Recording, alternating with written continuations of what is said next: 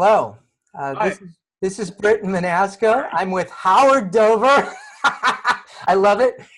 Howard, I'm going to let you introduce yourself, but you are the guest on this episode of Leading Lights, and I'm really pleased to have you here. So tell us what your role and then tell us a little bit about your operations. Take it from here, Howard. Okay, I'm the director of the Center for Professional Sales at the University of Texas at Dallas. We're one of 48 recognized sales schools across the country by the University Sales Center Alliance.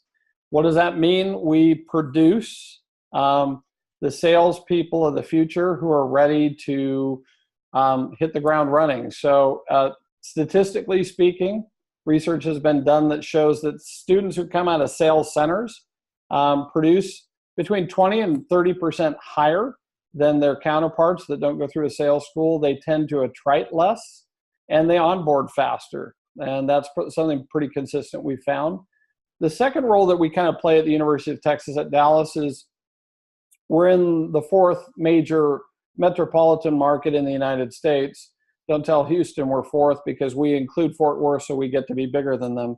But we're a large metroplex, and we have a lot of companies in the Dallas market that look to us to also facilitate thought leadership events where we bring in the corporations from the Dallas market and across the nation about 5 to 6 times a year, and we discuss where the future of sales is headed. Of course, for our benefit, we then move into the classroom and immediately prepare our students for what is the future of sales. So that's kind of in a nutshell what I do and what we do at the Center for Professional Sales at UT Dallas. Well, speaking from other people I talk to about your reputation and what you've accomplished is you've closed the gap between the academic world of a university and the corporate world. You've got all sorts of sponsors that are very excited about what you're doing.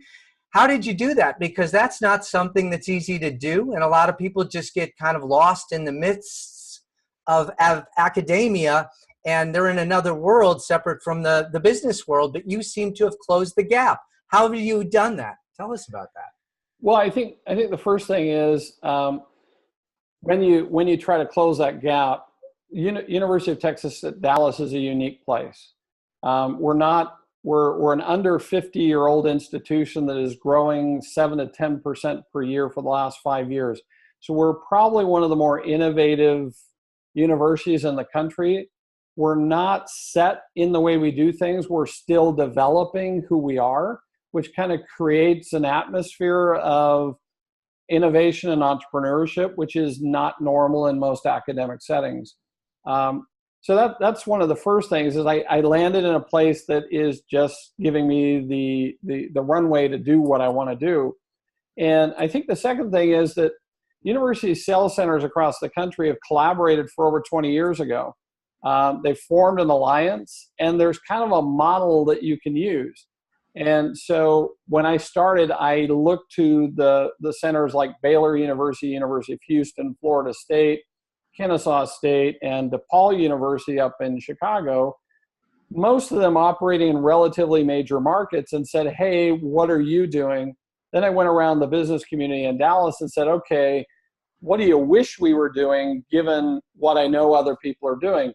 And then we began to form our advisory board. And our advisory board is usually tech-centric. We've had Oracle on the advisory board, IBM, Samsung. Right now we have Workday that's come on the advisory board. We've had people from Salesforce.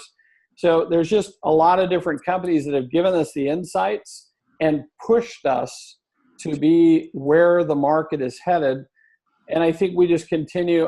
My advisory board never pats me on the back. I will tell you that I always go in, and they don't understand that to turn an academic ship is an amazing feat. Within 6 months or a year to actually be teaching something brand new is just unheard of. And so I go back to my advisory board, and I remember they told me social selling was going to be big 3 years ago. I went back about a year and a half ago and said, hey, by the way, we've changed that. They said, yeah, so what? Now what are you doing about AI and digital convergence? And I was like, wait, hold on. Don't I get social selling? So I appreciate these guys. They keep pushing me to make sure that our program is relevant. So I kind of tip the hat off to, I have a great set of people who work with me and push us on the academic front to really be relevant. Yeah. So what have you done for me lately, Howard? Yes, exactly. Well, I remember this distinct comment with one of the, it's a Fortune 50 company, and we're sitting in the hallways in the middle of one of our biggest events of the year where we have hundreds of people on campus. And he says, I really appreciate the fact that you're teaching kids role plays, but, and then he just said, here's the things I wish you would address. And actually, you and I were involved in a discussion around playbooks with one of our friends that, one of these stack providers. And I said, well, actually, let me tell you, we're starting to look at how we design playbooks to actually help our students understand the full journey, not just the role play. And he just looked at me and said, you're doing what? And I said, yes, I'm doing stuff and you're behind, okay? All right. So, I expect more love of these that. guys. My team of advisors pushes me hard. Okay, so I'm going to come back to some of this, but just briefly, tell me a little bit about your role in the Sales Enablement Society's upcoming conference in Dallas, end of October, October 26th and 27th, and why you, the viewer, should be there absolutely.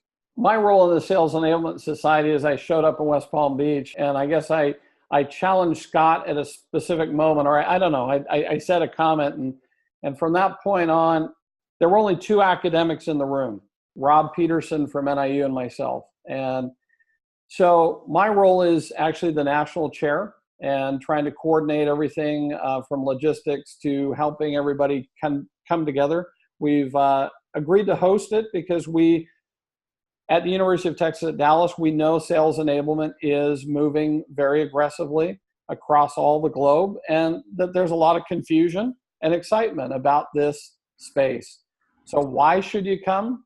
Because exactly what I just said, there's a lot of global excitement and confusion about this space. And so we're going to bring together a group of people that are trying to figure out, that have figured it out, and spend 2 to 3 days together sharing, learning, and debating and discussing where this field's going to go. The West Palm Beach experience was absolutely phenomenal. The 4 hours that we spent together was the most productive 4 hours I've ever had in my life at any event. And I don't anticipate that Dallas is going to be any less. I think it's going to be greater. Wow, that's quite an endorsement. And, it's just the beginning, too. I think this is a really critical opportunity to convene, make those relationships, deepen your connections, and then, the conversation will continue like this going forward. But those relationships, forging those relationships, that opportunity is just something not to be missed, in my estimation. I'd have to agree. I think when you look at what happened in the first meeting, you had thought leaders, you had executives, and you had sales enablement leaders not presenting. They weren't presenting. That was the key thing. They were discussing and debating. So you had somebody that normally you'd see as a keynote. Yeah. And yet you had 5 keynotes at a table with 3 or 4 other people. And we were literally arguing and discussing the future of where the field was going. And it was just amazing. I mean, there was nothing. So that's going to happen this time, but even larger. Yeah. Because the amount of people who are aware of what's going on is larger. And I have a lot of people I know, there's a lot of people that I already know are coming to Dallas because they know that this is going to happen. And also because, at the minimum, the University of Texas at Dallas, we're going to make sure that this is a great event. And there's going to be great people here. We're going to have great facilities and we're going to have great discussions. And everybody's going to come away learning something that they didn't know before. So take us home, Howard. Tell us about the future of sales school and how people like you, leaders in this arena, are actually building the pipeline of tomorrow's sales force, tomorrow's talent force. Share with us some of that and what's coming and what you're bringing forth to the marketplace and why we should be excited about that. to give you the wonderful pitch, I'm talking to the guy who wrote a book about convergence, right? The new era of selling is coming, and it isn't what it looks like today. And yet we have a transformational challenge in front of us in that we have old structures that exist, and yet we have a new customer request that we actually behave very differently. And so companies are in this process of either in a state of denial on this, or they're understanding what's actually happening and that the customer wants to buy differently and is buying differently. And so the org structure has to be looking differently. You have to have, as you state in your book, you have to have a fusion of sales, marketing, and customer service together. I call it convergence. You call it fusion. We have to learn to do things better. Well, one of the challenges you're going to face as you get into making that transformation is that you're not going to have the talent that's ready to move into that space. We're teaching fusion, convergence. We're teaching digital transformation and disruption in our undergraduate program. So our students are actually expecting when they come out into the field that you're ahead of this curve, not behind it, which is problematic for you if you're not ahead of it. Our students come back and say, "Hey, Dr. Dover, I had an interview yesterday with a dinosaur." And I said, "Oh, really? Why do you say that?" And they said, "Well, they're still dialing and smiling and have no sales stack, and there's no convergence of the technologies, and it's abysmal. I don't want to work for them. I don't know if they're going to be in business in a few years." And so when we teach the future of sales talent, what sales is going to look like, they actually expect you to be there. And so I think that's part of what's happening. We had one student, this was a really cool story. Hopefully I can give you this snippet. So he went out with a global brand. I won't say the global brand's name because that wouldn't be fair. And he sat down and they said, "Well, we're really struggling with our performance here. We're supposed to be 30% of close off leads and we're about 15% off leads." And he said, "Well, what does the pipeline look like? What's the customer journey look like? Can I look at this? Where's the breakdown?" And his boss, he was on an internship, not on a job, right? He's a junior heading into senior year. And she said, "Who are you?" And he said, "Well, what does it look like?" And she goes, "Well, this is what it looks like." And he goes, "So let me look at that." And they said, "Fine, that's your project." So he actually spent the summer and realized where the gap problem was, identified that he could actually have a $15 million contribution to the bottom line for that division only if they could eliminate the gaps in the funnel space. And he had analyzed the whole funnel for its breakdown as a student. Wow. And presented to the senior executive team, and it actually rolled up to the executive decision-making group. They took his presentation and moved it on to the final exec team. But these are the kind of people that we're producing, not just people who are going to smile and dial, people who are going to communicate with a customer in a way the customer wants to buy and understand the technology that's being brought in and understand the challenges that it faces, that maybe we don't really know how to do all this anymore because it's all brand new. And they want to see that the company is on the journey to making that happen in their company, that they're honest in their training about, "Hey, we're still learning how to do this and we're adaptive, and please help us learn what best practices are." And by the way, best practices are shifting as the consumer behavior is shifting. So we're in their shifting sand, folks. There is no foundation anymore. We're all on the islands of sea and we're sinking if we're not moving, and we got to learn together. And that's the kind of person we're producing. We're producing the person who's ready to take on the new era of selling. You like that? New era of selling? Good.